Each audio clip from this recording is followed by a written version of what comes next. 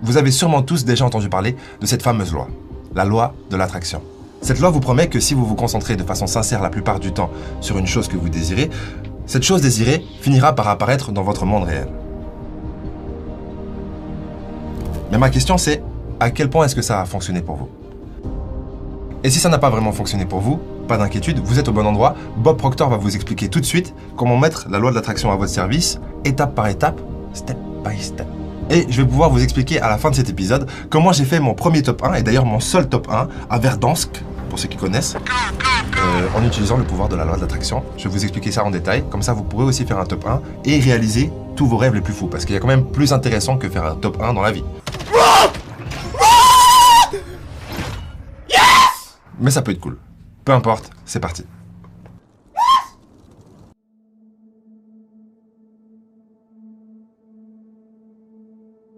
J'ai découvert que la plupart des gens ne savent pas qui ils sont. Si vous demandez à une personne lambda qui elle est, elle va vous donner son nom du genre « Je suis Bob Proctor », mais ce n'est pas moi. Bob et Proctor sont deux mots que mes parents m'ont donnés. Et c'est mon nom, mais ce n'est pas moi. D'autres diront « ça c'est moi », mais ce n'est pas moi non plus, c'est juste mon corps. Par exemple, vous n'appellerez jamais votre responsable pour lui dire « mon corps ne sera pas là aujourd'hui, il est malade ». On ne dit pas « je suis main » ou « je suis jambe », mais on dit « c'est ma main, ma jambe, mon corps, mon nom ». Qui suis-je ? C'est une question intéressante et je pense que si quelqu'un commence à étudier ça et cherche la réponse, il va la trouver. Vous savez, je pense que nous vivons simultanément dans 3 plans de compréhension. Nous sommes des êtres spirituels, nous avons une intelligence et nous vivons dans des corps physiques. Mais parce qu'on manque d'ouverture d'esprit ou de compréhension de qui on est complètement bloqué dans un monde physique et on laisse des choses à l'extérieur de nous contrôler. 95% de la population ne font que réagir à la vie, ils ne vivent pas du tout leur vie, donc c'est...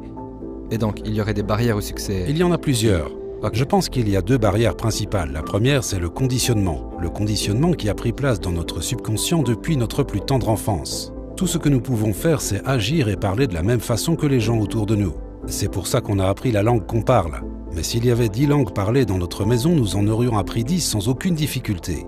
Il n'y en a souvent qu'une et c'est la seule qu'on apprend. On grandit puis on se dit « oh, je pourrais apprendre une autre langue ». Nous pourrions en apprendre 100 autres si nous le voulions. On peut tout faire. Mais je pense que nous avons un conditionnement très très puissant et généralement il est basé sur de mauvaises croyances. Ça, c'était pour la barrière qui se trouve à l'intérieur de nous. La barrière extérieure, c'est notre environnement. Nous avons tendance à agir comme tous les gens qui nous entourent. Et quand vous y réfléchissez, ça n'a aucun sens. Car si vous étudiez les statistiques, 95% des gens passent toute leur vie sans réellement vivre la vie qu'ils auraient aimé vivre. La plupart des gens trouvent un boulot, ils observent leur entourage et voient qu'autour d'eux tout le monde travaille, alors ils font la même chose. Mais ils devraient s'arrêter et se demander, est-ce que ces personnes savent ce qu'elles font ?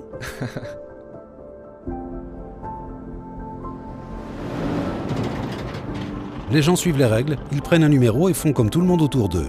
Ça pourrait être sympa dans le royaume des animaux, mais les humains ne sont pas censés vivre de cette façon. Je pense que nous devrions faire quelques vagues.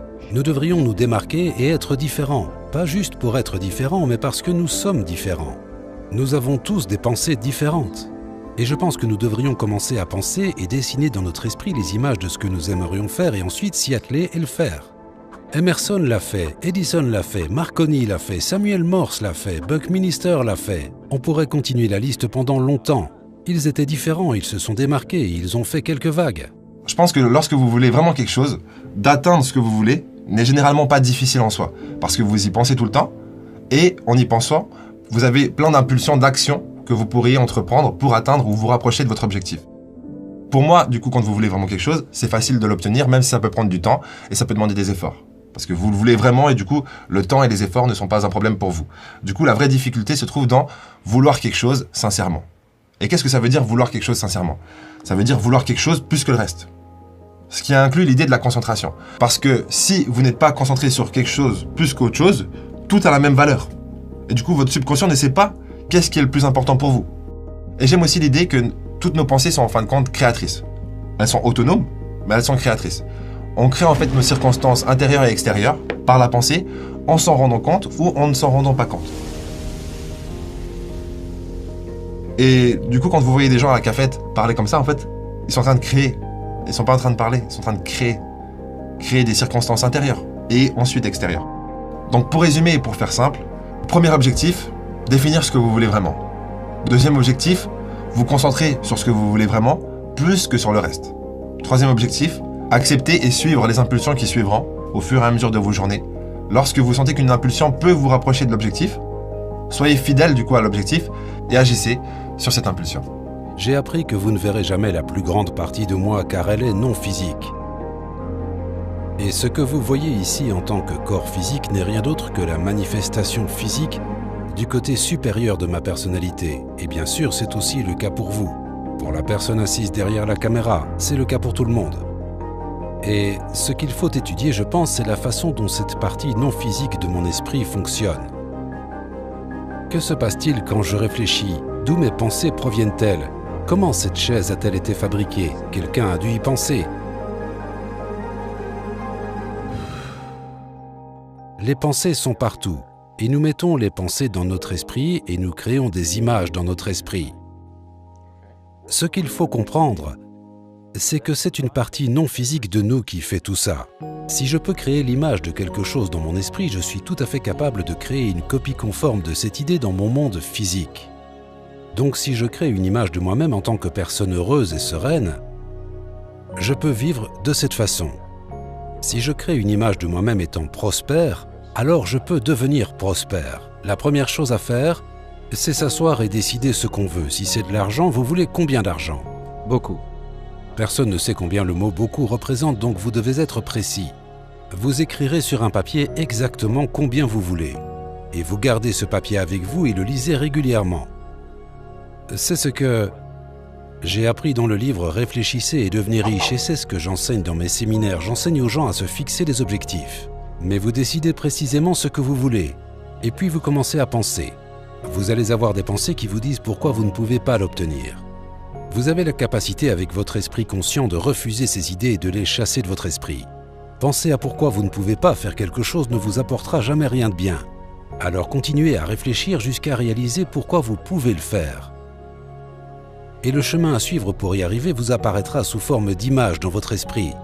Pensez comment y arriver et non pourquoi vous ne pouvez pas y arriver. Réfléchissez à la façon dont vous pouvez y arriver. Déjà, je pense qu'il est primordial de rêver grand. Mais lorsque vous allez vouloir rêver grand, ce qui va se passer, c'est que le doute sera encore plus grand. Et le doute se placera toujours au niveau du comment. Mais comment tu comptes réussir à faire ça, hein? Comment tu comptes réussir à atteindre un tel montant? Comment tu comptes retrouver quelqu'un qui te correspond comme ça? Hein? T'aurais déjà trouvé si t'allais trouver. Ce qui va être primordial, c'est de refuser toutes ces voies. Toutes les voies qui sont liées au doute, et ce doute qui naît dans le comment. Parce que vous savez que vous ne savez pas encore comment ça va se passer. C'est tout le but, de ne pas savoir. Et du coup, au début, quand vous fixez votre objectif, refusez, au tout début en tout cas, toutes les idées du comment. Refusez-les catégoriquement les premiers jours. Et concentrez-vous uniquement sur votre image mentale de ce que vous voulez, donc l'objectif, et à quoi ça ressemblerait d'atteindre cet objectif. Ajoutez le plus de détails possible à vos images mentales, et refusez catégoriquement, pour l'instant, le comment. Ne vous dites pas, ouais, mais si je sais pas comment tu veux que je le fasse? Abandonnez ça. Faites-vous juste du bien, en fait, avec votre idée, visualisez, et si votre visualisation est assez claire et efficace, elle devrait normalement vous procurer le bien-être que l'objectif en soi devrait vous procurer. Donc, obtenez le bien-être que l'objectif devrait vous procurer avant d'atteindre l'objectif pour atteindre l'objectif. Et tout ça gratuitement, sans même avoir à donner votre email. Je dirais même qu'après ça, vous devriez acheter un bon livre et commencer à l'étudier. Trouvez une personne qui est déjà en train de faire quelque chose que vous voulez faire et apprenez à connaître cette personne. Demandez l'avis des experts, ne demandez pas à votre voisin, votre mère, votre père, votre frère ou à votre collègue de travail, car ils ne savent pas nécessairement. Inutile de demander comment gagner beaucoup d'argent à quelqu'un qui ne gagne que 50 000 € par an, ils ne savent pas. S'ils savaient, ils gagneraient sûrement beaucoup plus. N'allez pas voir un docteur malade si vous voulez être en bonne santé, donc trouvez quelqu'un pour obtenir des conseils. Achetez un très bon livre et arrêtez-vous et commencez à l'étudier. Quand vous lisez un très bon livre pour la seconde fois, vous n'y voyez pas quelque chose que vous n'aviez pas vu auparavant, mais vous voyez en vous quelque chose qui n'était pas présent auparavant. Je sais pas si vous vous rendez compte, mais c'est juste magnifique ce qu'il vient de dire là. Imaginez-vous en vivant déjà cette vie. Il faut que vous compreniez que c'est une image dans votre esprit. Quand vous ouvrez un livre, le livre n'est rien d'autre qu'une image qu'un écrivain a décrite à travers des mots. On a demandé une fois au grand artiste Van Gogh comment il faisait pour réaliser des œuvres si belles. Il a répondu « Je rêve mes peintures et ensuite je peins mes rêves ». Il obtient l'image dans son esprit et ensuite il la peint sur un mur ou un tableau. Eh bien, nous nous relaxons et nous construisons l'image dans notre tête sur la façon dont nous aimerions nous voir. Comment nous aimerions nous comporter dans la vie avec les autres, notre vie sociale, nous voir dans le métier que nous voulons. La façon dont nous voulons faire nos présentations de vente dans le cas où vous êtes un vendeur ou autre. Et ensuite, prenez cette image et décrivez-la. Écrivez ça sur un papier, en utilisant le présent. Je suis tellement heureux maintenant que je me vois, et écrivez tout ça. Beaucoup de gens vont rire à ça et dire que ça n'a aucun sens. Mais ça a énormément de sens. Ils ne pourront pas vous dire pourquoi ça n'a aucun sens. Moi, je pourrais passer des heures à vous expliquer pourquoi ça a du sens, et je pourrais l'expliquer avec tellement de détails que tout le monde comprendrait. Donc écrivez une description sur comment vous voudriez vous voir et commencez à la lire.